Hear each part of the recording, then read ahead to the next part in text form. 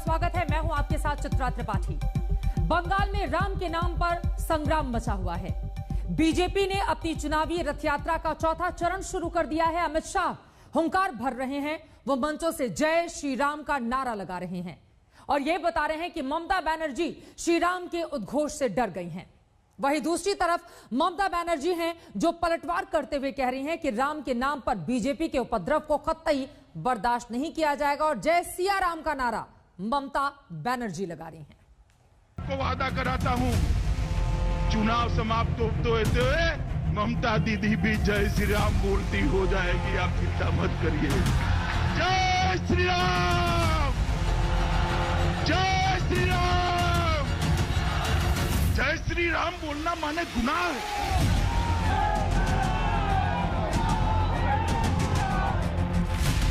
जय श्री राम के उद्घोष से गूंज रहा है बंगाल का आकाश। श्री राम, जय जय श्री राम। यहाँ बीजेपी के प्रचार में राम है, बीजेपी के राजनीतिक विचार में राम है, टीएमसी की चुनावी सियासत की रार में राम है। बंगाल में सत्ता के लिए होने वाले युद्ध के सार में राम है। राम का नाम है, चुनावी संग्राम है।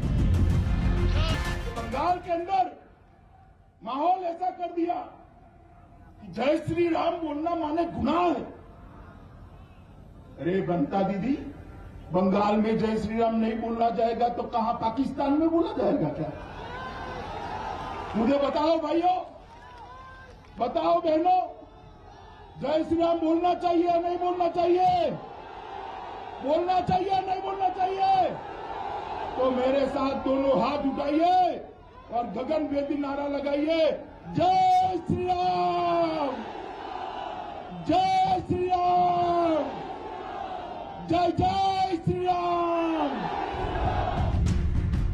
बंगाल में बीजेपी की रथ यात्रा के चौथे चरण का शंखनाद करने गृह मंत्री अमित शाह पहुंचे थे। कूच विहार में मदन मोहन मंदिर में माथा टेका, पूजा पाठ किया, प्रसाद खाया और फिर प्रचार के तोरण द्वार से होकर मंच पर पहुंचे। पहुंचते ही ममता के खिलाफ छेड़ा संग्राम, जय श्री राम, जय श्री राम, जय जय श्री राम। बीजेपी चाहती है कि बंगाल के चुनाव में राम धुरी बन जाए, ऐसी धुरी जो ऐसा घूमे कि बीजेपी का माथा सत्ता चूमे। इसीलिए बीजेपी के सारे नेता एक सुर में उद्घोष कर रहे हैं, जय श्री राम का नारा लगा रहे हैं। जय जय श्री राम। अबे ममता दीदी को इससे अपना अपमान लगता है। क्यों ममता दीदी, आपको क्यों अपमान लगता है? पूरा देश और देश दुनिया भर में फैले हुए करोड़ों लोग हमारे आराध्य श्री राम को याद कर गौरव महसूस करते हैं, गौरव। मगर आपको तकलीफ होती है क्योंकि आपको तुष्टीकरण कर एक वर्ग विशेष के वोट चाहिए। क्यों भाई, इनके वोट नहीं है क्या? ये सभी तो जय श्री राम बोल रहे हैं। जय श्री राम। ममता को इसी नारे से नाराजगी, ये नाराजगी वो कई मौके पर दिखा चुकी हैं। मैं आपको वादा कराता हूं, चुनाव समाप्त होते हुए ममता दीदी भी जय श्री राम बोलती हो जाएगी, आप चिंता मत करिए। अभी 23 जनवरी की ही तो बात थी। नेताजी सुभाष चंद्र बोस की 125वीं जयंती के मौके पर हुए समारोह में जय श्री राम के नारे लगे। ममता बनर्जी आपा खो बैठी थी, प्रधानमंत्री के सामने ही गुस्सा जताते मंच से उतर गई थी। किसी को आमंत्रण करके, निमंत्रित करके उसको बेइज्जत करना ये आपको शोभा नहीं देता है। मैं फिर आप लोगों को कहेंगे, यही on protest of that I am not telling anything. जय हिंद, जय बांग्ला। टीएमसी जय श्री राम के नारों से डर रही हो या नहीं, मगर नाराजगी जरूर जग जाहिर कर रही है। ये आज की ही तस्वीरें हैं बंगाल की हुगली की। आरोप है कि यहाँ बीजेपी के कार्यकर्ता जय श्री राम के नारे लगा रहे थे और ममता बनर्जी की पुलिस ने उन्हें गिरफ्तार कर लिया। इस गिरफ्तारी पर भी बीजेपी ने नाराजगी जाहिर की। बंगाल की राजनीति में राम के नाम का संग्राम मचा तो रावण की भी एंट्री हुई। ममता के मंत्री बीजेपी पर रावण वाली हरकत करने का आरोप लगाते हैं। রাবণ যখন এসেছিল মাসিটাকে হরণ করতে কি বেশ করেছিল গেরুয়া বেশ করে এসেছিল সাধুর রূপে, ভিক্ষাম দেহি ভিক্ষে দিতে এসে তাকে হরণ করে নিয়ে গেল। সুতরাং সব গেরুয়া করে থেকে সে রাম হতে পারে না, রাবণ আছে। मैं आपको वादा कराता हूं, चुनाव समाप्त होते होते ममता दीदी भी जय श्री राम बोलती हो जाएगी, आप चिंता मत करिए। बंगाल में तृणमूल और बीजेपी की सियासत बिल्कुल जुदा है।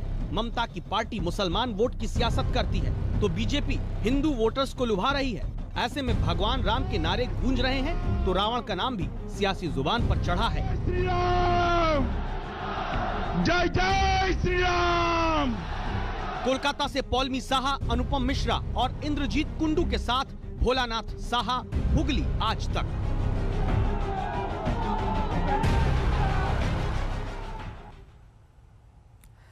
अब जरा आपको बता देते हैं पश्चिम बंगाल की राजनीति में मतुआ समुदाय कितना जरूरी है, जिसको लुभाने की कोशिश बार बार बीजेपी के इन बड़े नेताओं की ओर से की जा रही है। ग्राफिक्स के जरिए आपको हम जानकारी देते हैं।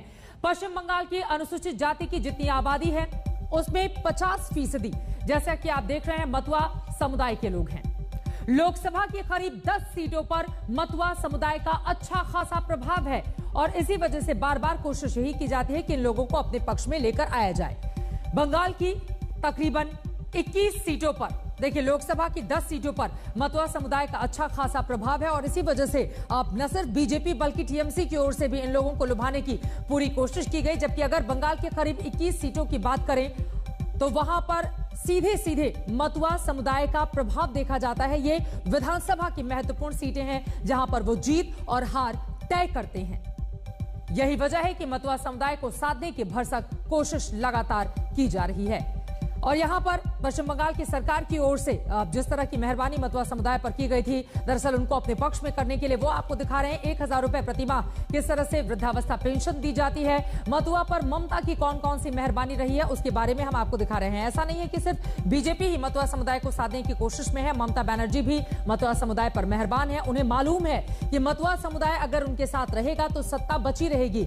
आपको हम ये दिखा रहे हैं कि उनकी मेहरबानी किस किस तरह से मतुआ विकास बोर्ड को 10 करोड़ रुपए ममता बनर्जी सरकार की ओर से दिया गया था। यह भी अपने आप में काफी ज्यादा अहम रहा। 5 लाख मतुआ को जमीन का अधिकार भी दिया गया। ये देखिए 5 लाख मतुआ समुदाय के लोगों को जमीन का अधिकार दिया गया था और इसके साथ ही ममता बनर्जी सरकार आदिवासी देवस्थलों की मरम्मत करा के मतुआ समुदाय को साधने की कोशिश कर रही हैं। तो मतुआ समुदाय आखिर क्यों इतना प्रभावशाली माना जाता है, आप इन आंकड़ों के जरिए आराम से इस बात को समझ सकते हैं। तो मतुआ समुदाय इस बार किसके साथ जाएगा, यह अपने आप में बड़ा सवाल है, लेकिन इस समुदाय को लुभाने की कोशिश इन दोनों ही बड़ी पार्टियों की ओर से पश्चिम बंगाल में की जा रही है। पश्चिम बंगाल के लिए बीजेपी ने भी पूरी तरह से कमर कस ली है। एक के बाद एक हमने आपको दिखाया भी कैसे बीजेपी की रैलियां पश्चिम बंगाल में लगातार जारी हैं। एक तरफ बीजेपी के दिग्गज नेता दीदी पर हमला कर रहे हैं तो ममता बनर्जी भी लगातार कर रही हैं पलटवार।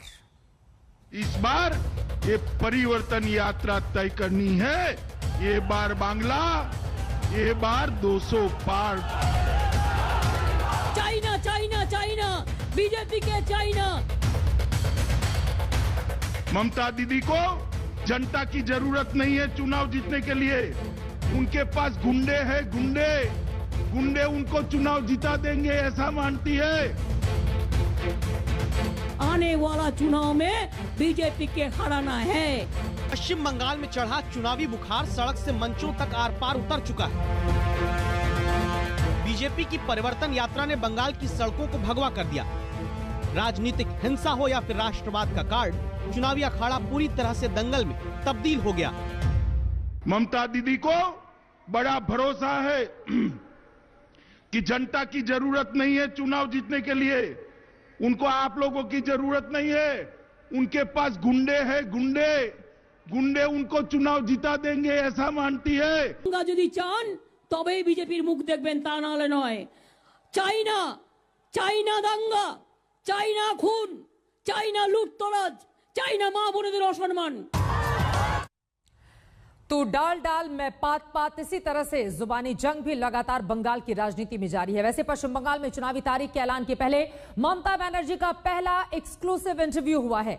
इंडिया टुडे के कॉन्क्लेव में हमने ममता बनर्जी से तीखे और सीधे सवाल पूछे। ममता बनर्जी ने उन तमाम सवालों पर किस तरह से जवाब दिए हैं, आप भी सुनिए। Didi, welcome and thank you so much for joining us here at the India Today Conclave. सबसे पहले मैं आपसे पूछना चाहता हूं, you fought and won so many elections in your life over a 5-decade political career. आपने अलग-अलग तरह के elections देखे हैं, लड़े हैं, जीते हैं। ये इलेक्शन आपकी जिंदगी के बाकी इलेक्शन से अलग कैसे? कोई अलग का कोई बात ही नहीं होता है। जिसके पास हिम्मत है लड़ने के लिए वो कभी डरता नहीं है। और हम तो एक स्ट्रीट फाइटर हूँ, वो हर रोज मेरे को स्ट्रीट में लड़ने पड़ता है। ये तो हमारा पास एक छोटा से बात जैसा होता है, just a routine matter, nothing else. आपके हिसाब से दीदी, what are the key issues in which you want the people of West Bengal? क्या मुद्दे हैं जिस पे आप चाहती हैं कि ये चुनाव लड़ा जाए? देखिए, हमारा बंगाल में सबसे असली मुद्दा है, हमारा पूरा फ्री रेशन हम देता है। 10 crore population, totally free ration, no money is there, we give all the subsidy. Now we have the Sastha Swati card, that is only for one family we give 5 lakhs rupees, the smart card. So every family can spend 5 lakh rupees for their family treatment.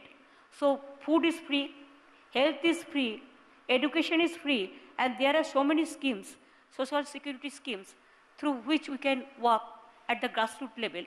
And अभी तो हमारा 10 crore population है, उससे ज़्यादा थोड़ा होगा, लेकिन हमारा 99% population को हम कोई ना कोई स्कीम पे कवर किया है।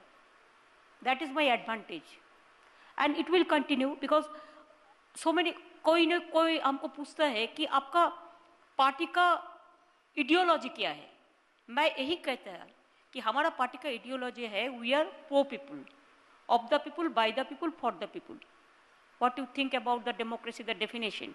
So हम सोचता है कि हमारा पार्टी लोकतंत्र के लिए है, आज जो पब्लिक चाहते हैं वो हम करते हैं। हम कभी टैक्स नहीं बढ़ाते हैं, हम काम करके, कठिनाई का साथ काम करके, मुकाबला करके हम काम करते हैं इसी के लिए कि जनता का ऊपर कोई असर नहीं पड़े कि हर रोज एलपीजी का दाम बढ़ा दो, डीजल का भाव बढ़ा दो, पेट्रोल का भाव बढ़ा दो, किसान का जमी लूट लो, मजदूर का इंडस्ट्री बंद कर दो। हम कभी ऐसा नहीं करते।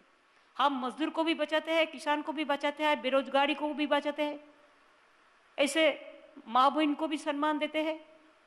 ऐसे हमारा काम है कि हम खेती भी देखते हैं, हम मजदूर भी देखते हैं, इंडस्ट्री भी देखते हैं, दोनों दो बहन का तरह है। तो इसी के लिए काम जो करते हैं उसका पास काम करना ही काम है। अब तक जो इतिहास के इलेक्शंस रहे हैं पश्चिम बंगाल में, वो लड़े गए हैं क्लास स्ट्रगल के हिसाब से, क्लास के हिसाब से। अब हम देख रहे हैं कि रिलीजन, धर्म और साथ ही साथ कास्ट भी जुड़ गया है, क्योंकि बंगाल में अब तक कास्ट पे ज्यादा चुनाव नहीं लड़े गए। आपको ये चेंज क्यों होता हुआ दिख रहा है and how are you trying to deal with it? Most unfortunate, Bengal में कभी ये कास्टिज्म पॉलिटिक्स कभी हुआ ही नहीं, लेकिन अभी बीजेपी इसको शुरुआत किया है और हर जगह में जाते हैं और जाके कास्ट का साथ कास्टिज्म करते हैं, कास्ट का साथ कास्ट को लगा देता है। पहले तो धर्म को लेके किया है, हर धर्म को तो एक साथ में लेके चलते नहीं है, वो तो कभी हिंदू एरिया में भी हिंदू से हिंदू को डिवाइड कर देते हैं। अब देखिए ना, पंजाबी में क्या है, हिंदू नहीं है, बहुत सारे हिंदू भी है, पंजाबी भी है, तो ये भी उसको डिवाइड कर देता है। स्टेट का अंदर में जो बंगाली है, बंगाली में भी डिवाइड कर दिया। कैसे बोलता है वो बांग्लादेश का बंगाली है, वो इधर का बंगाली है। अरे भाई, और डिस्ट्रिक्ट में क्या होता है, लोकल लैंग्वेज होता है, लैंग्वेज का असर पे हम लोग बात करते हैं। जैसे ये तो हिंदू मुसलमान तो करते ही है, सिख ईसाई करते हैं, कभी बंगाली और बंगाली भी कर देते हैं, ये नॉन हिंदी स्पीकिंग और बंगाली स्पीकिंग ये भी कर देता है। बंगाली का साथ बंगाली को भी लड़ाता है। ये इसका काम ही है कि इसको पता है अगर डेवलपमेंट का इशू पे लड़े तो पूरा हट जाएगा। ये इशू है कि उसका कोई काम देने वाला नहीं है, कोई काम तो नहीं करते हैं, हर रोज खाली गुंडागर्दी करते हैं, हर रोज खाली दंगा फसाद करते हैं, हर रोज खाली लूट लेते हैं और सबको इनकम टैक्स का डर दिखाता है, सीबीआई का डर दिखाता है, सुबह से रात तक यही एजेंसी को देखे कराता है। ये क्या कोई गवर्नमेंट चल रहा है? ये कोई गवर्नमेंट है? ये हमारा साथ ऐसे नहीं लड़ सकता है लोकतंत्र में। इसका काम है खाली बड़ा बड़ा बात करो और गुंडागर्दी करो। अब जो होम मिनिस्टर आया इधर में, मैं सुबह में जब मालदा से आ रहा था तो मेरे को जर्नलिस्ट ने पूछा, जी दीदी अमित शाह जा रहा है, आपको कुछ बोलना है? मैं बोला देखो हम क्यों बोलेगा, उनका आने का हक है, वो आ सकता है, बोल सकता है, उसका फ्रीडम है, हम क्यों इसमें जाएगा। हम कुछ नहीं बोला, मैं तो एक लक्ष्मण का रेखा मैंने नहीं टूटा, लेकिन ये क्या किया, इधर में आके हमको धमकाता है, चमक दे रहा है, बोलता है देखा जाएगा, हम इसको बर्बाद कर देंगे, इसको यही करना पड़ेगा। What he thinks, I am his bonded labor or I am his maid servant. What he thinks himself, I am not. हिम्मत है तो हमारे साथ लड़के देखे। एक शायरी है ना, सार पड़ोसी का तमन्ना आज हमारा दिल में है, देखते हैं जोर किसका बाजू एक तीर में है। हम इसी के लिए लड़ते हैं। अगर आप डरोगे तो मरोगे, डरना नहीं चाहिए। Media must come together and they must fight the battle against of this corrupted, inefficient, incompetent, irresponsible government. सबको पास खाली केस देता है, सबका अकाउंट ब्लॉक कर देता है, और अपन के लिए क्या करते हैं, टेलीप्रॉम्प्टर में भाषण देता है। लोगों तो समझते नहीं है, जो उसका जब भाषण देता है सोचता है गुजरात में जाके देखो, अच्छा गुजराती तो उसका मदर टंग है, हम नहीं बोलेंगे, बोल सकता है। बंगाल में आता है, सोचता है यार रविंद्रनाथ नजरुल ये सब नाम कैसे बोलता है। अरे हम देखा वो दिन नेताजी सुभाष चंद्र बोस का प्रोग्राम में वो टेलीप्रॉम्प्टर से बोल रहा था। वो तो मेरे को मैं देखता है, लेकिन सब तो नहीं जानता है कि प्राइम मिनिस्टर जो भी स्पीच देता है टेलीप्रॉम्प्टर, उसको अपन का कुछ नहीं है। तो अपन का कुछ नहीं है तो क्या करेगा, वो अमित शाह का माफिक नेता ही होगा ना, जो अपन को अपन लीडर मानता है और सबको गाली देता है। सोचता नहीं है कि आईना से ओ आपका चेहरा पहले तो देखो, चैरिटी बिगिंस एट होम। दीदी, वो आपने नेताजी के इवेंट का जिक्र किया, वहां पे जो हुआ उस पे कभी आपसे बात नहीं करने का मौका मिला, तो मैं जानना चाहता हूं कि आप वहां मंच पे बैठी थी, आप क्या देख रही थी जब आपने देखा कि नारे लगे जय श्री राम के? आपने नहीं, वो नारा नहीं, और कुछ नारा था। आप उसको एक ही को पकड़ा, लेकिन और कुछ था। एक पॉलिटिशियन के पक्ष, पॉलिटिशियन का नाम पे बहुत सारे नारा था। नेताजी सुभाष चंद्र बोस का प्रोग्राम में कोई पॉलिटिशियन का, उसका जन्म दिवस जब हो रहा था तो उसको पॉलिटिकल नारा नहीं होना चाहिए था। Because when we talk about Gandhi ji, Netaji और अंबेडकर और Maulana Abul Kalam Azad, whoever Netaji, whoever it may be, we have to be submissive। Submissive तो नहीं है। ओ क्यों ऐसा स्लोगान दिया, पार्टी का स्लोगान, गवर्नमेंट का प्रोग्राम में पार्टी का स्लोगान क्यों होगा? और पार्टी का स्लोगान दिया ऐसा स्लोगान कि जो स्लोगान में नेताजी को छोटा कर दिया। अब देखो रविंद्रनाथ ठाकुर का फोटो नीचे देता है और वो लोगों का फोटो ऊपर में देता है, पाए का सामने में रख देता है। और ये क्या है, ये क्या कुछ जानकारी नहीं है। बड़ा बड़ा नेता है, बोलता है रविंद्रनाथ ठाकुर जन्म लिया शांति निकेतन में। अरे नहीं बाबा, जन्म तो लिया है जोरासाको ठाकुरबाड़ी में। जब आपके पास जानकारी नहीं है तो जानकारी कर लो। इतना ऑफिसर है, इतना प्रोफेसर है, इतना सब है, इडियोलॉजी का बात पे बात करते हैं, धर्म का बात में टुकड़ा टुकड़ा करते हैं, और ये बात बताने का लोग नहीं है। आज देखिए ना किसान आंदोलन ने के क्या हुआ, आज आंदोलन जीविका नाम पे क्या बात करते हैं। We are also from the movement, हम भी आंदोलनकारी बोलने से हमको गौरव होता है। क्यों बोलेगा ऐसे ऐसे बात? कभी कोई काम करता है, उसको साथ नहीं मिलता है तो खालिस्तानी बोल देता है, पाकिस्तानी बोल देता है, कभी कभी उसको जो भी मर्जी कह देता है, टेररिस्ट कह देता है। Why? We love our country like anything, we love our motherland like anything. What do you think that only you are the master of the motherland and we are not? We are born and brought up from this country and we are ready to give my blood for the motherland. We love our country like anything. It is not that. खाली झूठा बात कहते हैं, झूठा और गंदा बात, इसमें असर नहीं होता है। आपने किसान आंदोलन की बात की।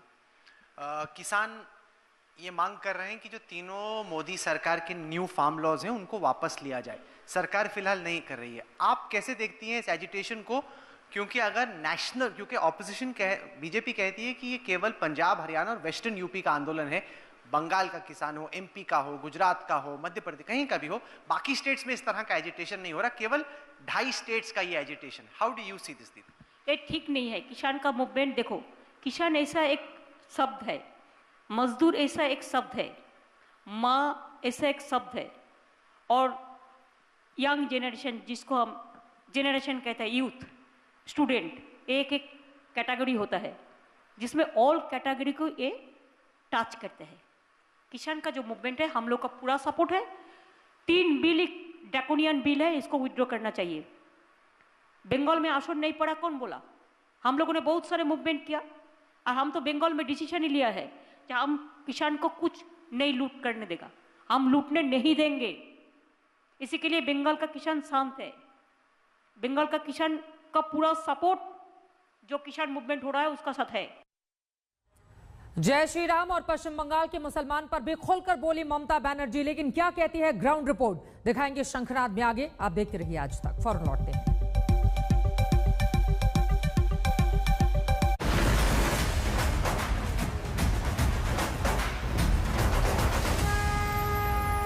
नमस्कार, मैं हूं अंजना ओम कश्यप। हमें उम्मीद है ये वीडियो आपको पसंद आया होगा। लेटेस्ट खबरों के लिए यूं ही देखते रहिए आज तक, और इस वीडियो के पसंद आने पर लाइक, शेयर एंड सब्सक्राइब करना ना भूलें।